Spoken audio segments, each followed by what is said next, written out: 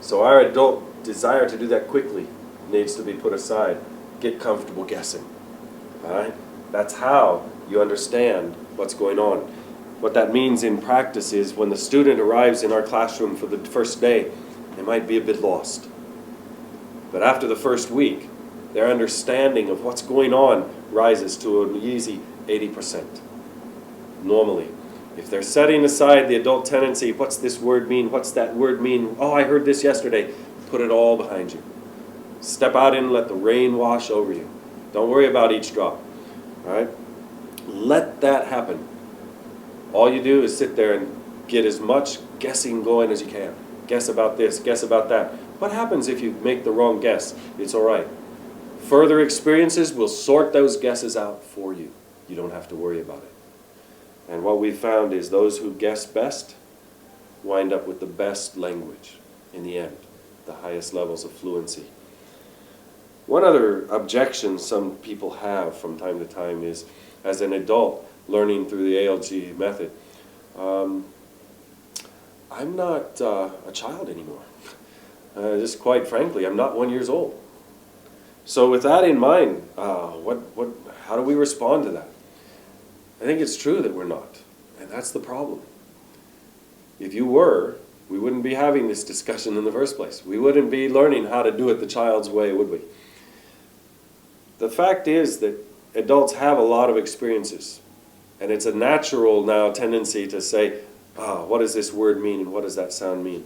And so I think it's important that we actually focus, instead of trying to remember things, we need to focus ourselves on trying not to use those adult tendencies. Can you do that? If you determine, sure.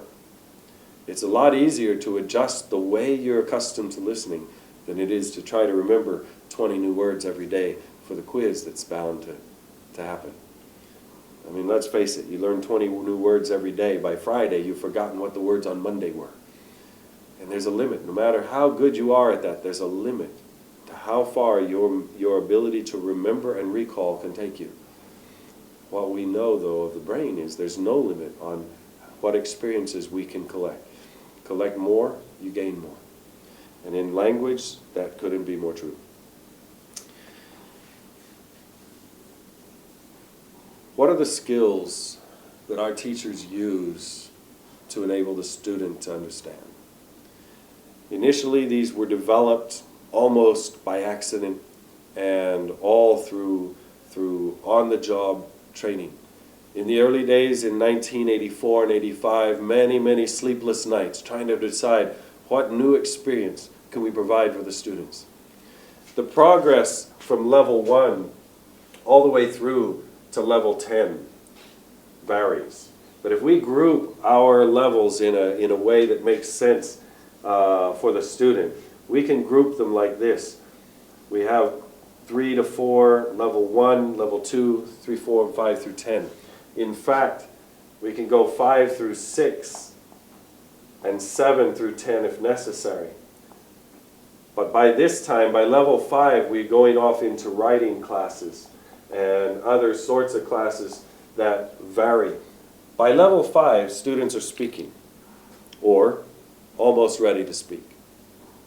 So levels 1, 2, and 3, they're already arriving at about 65% of their understanding of native Thai out on the road. So if we're in Thai, that's going to be going out in Thailand and listening to Thai, understanding 65%. If I go to China, I'm learning Chinese this way.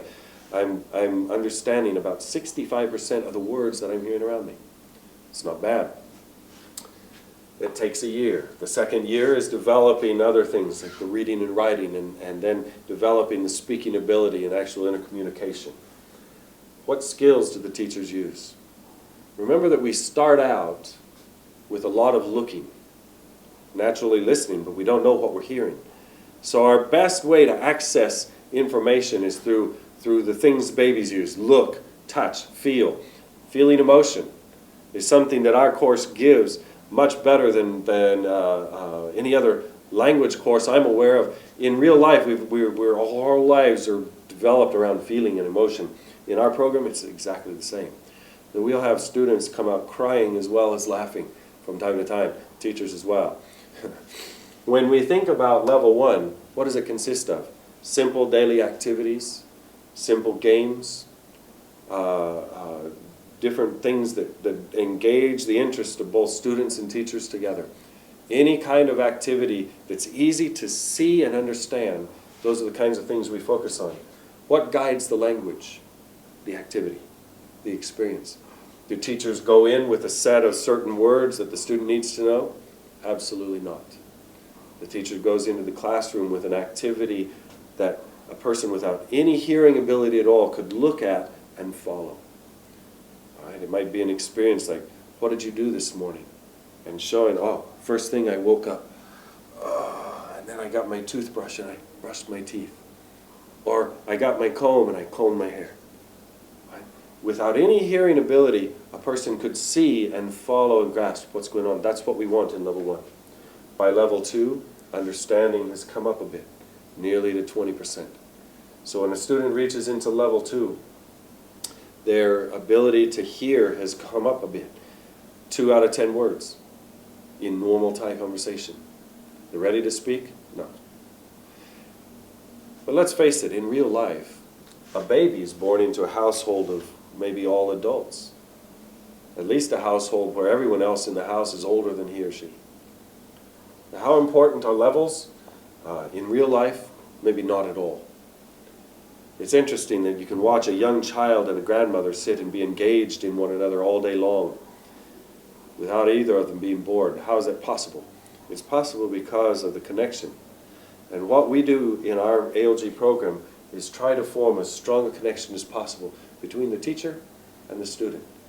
When those connections happen in a broad enough environment, you're going to learn the language without even trying. That's our goal for you. When we think about the skills of the teacher, what are they then? The ability to communicate non-verbally in a way that you understand and stay engaged. This brings us to, in one way, it's an innovation of the ALG program. This brings us to the whole concept of ALG Crosstalk. ALG Crosstalk is taken from a concept that Dr. Brown came up with many years ago. And outside of ALG frame of reference, crosstalk is a situation, I think, well known around the world where you have 2 people, 2 different native languages, but their listening fluency is high. They're able to listen to, let's say I'm American and someone hears Japanese. I understand Japanese and the Japanese person understands English. So I just speak in English and this other person speaks in Japanese. And that level of crosstalk is quite common. In our higher levels of ALG, for example, level 5 through 10, I highly recommend that sort of dialogue. What that does is give you real life engagement and input in an area that will only help to build your language speaking ability. Well, what we've done is taking crosstalk to much higher, if in our context, lower levels, if you will. We're going from a place where students understand what they're hearing in a foreign language, for example, I'm English understanding Japanese, all the way down to level 1 where I don't understand what's being said. How does crosstalk work? These are the skills the teachers use. I go into a first level Japanese class. How much Japanese do I know? 0%. How do the teachers communicate with me? Certainly not by speaking Japanese. So whatever they're saying in Japanese is washing over me, but I can't understand the words. How do I understand what's going on? I look. They're offering enough body language, pictures, props. There's about 10 tools we've identified that are valuable in communicating that have nothing to do with what's being said. So as they're speaking, they're also showing me. In level 1, it's all visual. If 80% of my understanding comes from what I'm seeing, 0% comes from what I'm hearing on the first day.